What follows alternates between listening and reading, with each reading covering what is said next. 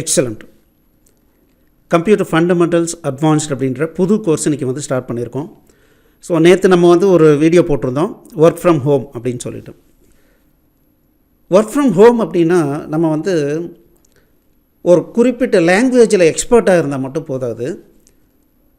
நமக்கு வந்து ப்ரோக்ராமிங் தவிர சில டைமில் என்ன ஆகுனா சிஸ்டமே வேலை செய்யாமல் போகலாம், இன்டர்நெட் கிடைக்காமல் போகலாம், இன்னும் நிறைய வந்து சைடு அசிஸ்டன்ஸ் வந்து நிறைய தேவைப்படும்.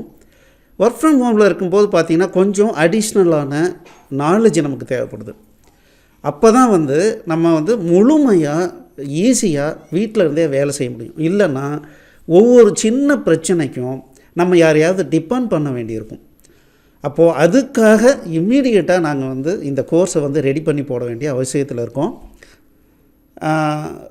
இது கண்டிப்பாக எல்லாருக்கும் பயனுள்ளதாக இருக்கும். ஏன்னா இன்றைக்கி ஒரு சின்ன குழந்தைகிட்ட, ஒரு 2 வயசு குழந்தைகிட்ட மொபைலை கொடுத்தா கூட இப்படின்னு தடவி அடுத்தடுத்தது பார்க்க தெரியுது, வீடியோ ப்ளே பண்ண தெரியுது.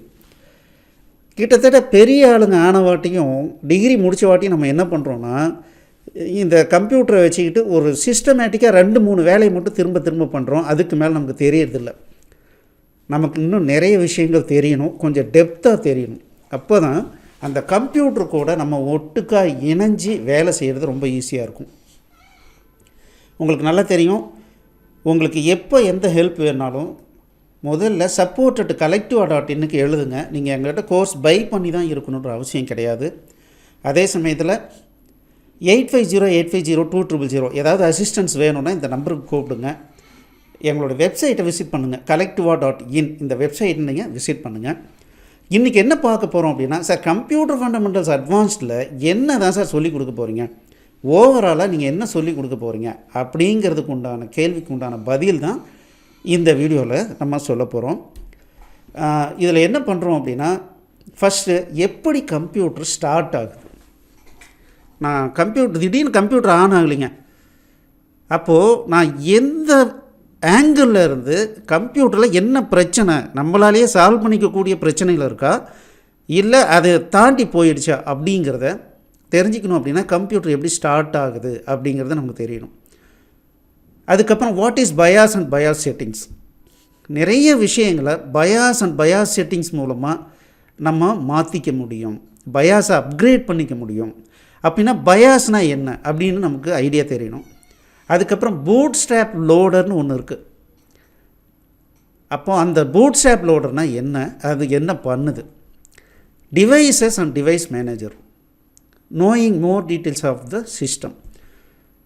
என்னுடைய சிஸ்டத்தில் என்னென்னதெல்லாம் இருக்குது, யாரோ ஒருத்தர் கேட்குறாருங்க, இது என்னென்ன வச்சுருக்கீங்க, இங்கே லிஸ்ட் எடுத்து அனுப்புங்க பார்க்கலாம், இதில் கரெக்டாக ஒர்க் ஆகுதான்னு பார்க்கலாம், எவ்வளோ ரேம் போட்டிருக்கீங்க, எத்தனை ஸ்லாட் இருந்தது, ஹார்ட் டிஸ்க்கு வந்து எத்தனை ஸ்லாட் இருக்குது, எத்தனை போட்டிருக்கோம், இந்த மாதிரிலாம் நமக்கு தெரியணும்னு வச்சுக்கலாம். அதெல்லாம் எப்படி செக் பண்ணுறது. அடுத்தது பார்த்திங்கன்னா ஆப்ரேட்டிங் சிஸ்டம்ஸ் என்னென்ன மாதிரிலாம் இருக்குது. சர்வர் ஆப்ரேட்டிங் சிஸ்டம் இருக்குது, கிளையண்ட் ஆப்ரேட்டிங் சிஸ்டம் இருக்குது. இது ரெண்டுக்கும் என்ன தான் வித்தியாசம்.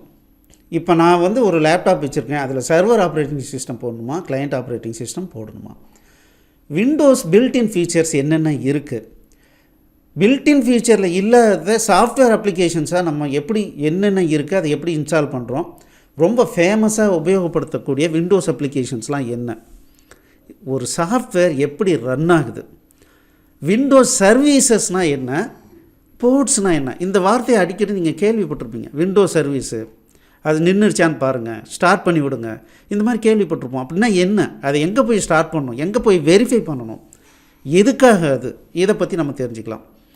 அடுத்தது பார்த்திங்கன்னா மல்டி யூசர் ஆப்ரேஷன்ஸ்னால் என்ன. ஒரே சிஸ்டத்தில் 2-3 பேர் ஆப்ரேட் பண்ணுறோம். அப்போது ஒவ்வொரு தனி யூசருக்கும் எப்படி ஃபைல் எப்படி மெயின்டைன் ஆகுது, எங்கே போய் நான் பார்க்கணும், யூசர் செட்டிங்ஸ் அண்ட் ஃபைல்ஸ் எப்படி பார்க்குறது, என்விரான்மெண்ட் வேரியபிள்ஸ்னு இருக்குது. இதை பேஸ் பண்ணி நம்மளுடைய சாஃப்ட்வேர் எக்ஸிக்யூஷன்லாம் நடக்கும். அப்படின்னா என்ன, அதை பற்றி சில டீட்டெயில் நம்ம தெரிஞ்சுக்கணும். ரெஜிஸ்ட்ரின்னு ஒன்று இருக்குது. இது ஒவ்வொரு விண்டோஸ் அப்ளிகேஷன்ஸ்லையும் ரெஜிஸ்ட்ரி ரொம்ப கம்பல்சரி. அப்போ அந்த ரெஜிஸ்ட்ரின்றது என்ன, எப்போ அதை நம்ம வந்து ஆல்ட்ரு பண்ணணும், அதை ஓப்பன் பண்ணலாமா பண்ணக்கூடாதா, என்ன பண்ணலாம், அதெல்லாம் நம்ம தெரிஞ்சுக்கணும். குரூப் பாலிசி எடிட்டர்னு ஒன்று இருக்குது. இந்த குரூப் பாலிசி எடிட்டரில் என்ன பண்ணலாம், அதில் என்னென்ன செட்டிங்ஸ் இருக்கும், அது என்னத்துக்காக அப்படிங்கிறத நம்ம பார்க்கலாம். அதுக்கப்புறம் கண்ட்ரோல் பேனல்னு ஒன்று இருக்குது. அந்த கண்ட்ரோல் பேனலில் இருந்து நம்மளுடைய ஆப்ரேட்டிங் சிஸ்டம் எப்படியெல்லாம் ரன் ஆகுது, அதை ஒவ்வொன்றையும் எப்படி கான்ஃபிகர் பண்ணலாம், செட்டிங் பண்ணலாம் அப்படிங்கிறது நம்ம அந்த கண்ட்ரோல் பேனல்லேருந்து ஸ்டார்ட் பண்ணலாம். அப்போ அந்த கண்ட்ரோல் பேனல்லாம் என்ன, அதுக்குள்ளே என்னென்ன ஃபீச்சர்ஸ் இருக்குது அப்படிங்கிறத பற்றி நம்ம தெரிஞ்சுக்கலாம். விண்டோஸ் ஆப்ரேஷன்ஸ் பார்த்திங்கன்னா கமாண்ட் மோடுன்னு ஒன்று இருக்குது, குயின்னு ஒன்று இருக்குது. இந்த கமாண்ட் மோடு சில டைமில் நமக்கு தேவைப்படுது. சில டைமில் அட்மினிஸ்ட்ரேட்டர் ரைட்ஸோட கமாண்ட் மோடுக்கு போகணும். அப்போ அட்மினிஸ்ட்ரேட்டர் மோட்னா என்ன, அதில் எதுக்காக ரெண்டாக பிரித்து வச்சுருக்காங்க, அதை பற்றி நம்ம தெரிஞ்சுக்கணும். டாஸ்க் மேனேஜர் அப்படின்னா என்ன, அதுக்குள்ளார என்னென்னலாம் இருக்குது, எப்போ அதை உபயோகப்படுத்தணும். ஸ்கெட்யூலர்னு ஒன்று இருக்குது, விண்டோஸ் ஸ்கெட்யூலர்னு சொல்லுவாங்க. அப்போ அந்த ஸ்கெட்யூலர்னால் என்ன, அது எதுக்காக யூஸ் பண்ணிக்கலாம், அந்த மாதிரி டீட்டெயில் நம்ம தெரிஞ்சுக்கணும். அதுக்கப்புறம் நெட்வொர்க்கிங், ஏன்னா இன்றைக்கி இன்டர்நெட் கனெக்ஷன் இல்லை அப்படின்னா நம்ம ஒர்க்கே பண்ண முடியாது. அப்போ இன்டர்நெட் கூட நான் கனெக்ட் பண்ணுனாவே நான் நெட்வொர்க்கிங் கண்டிப்பாக யூஸ் பண்ணுறேன்னு அர்த்தம்.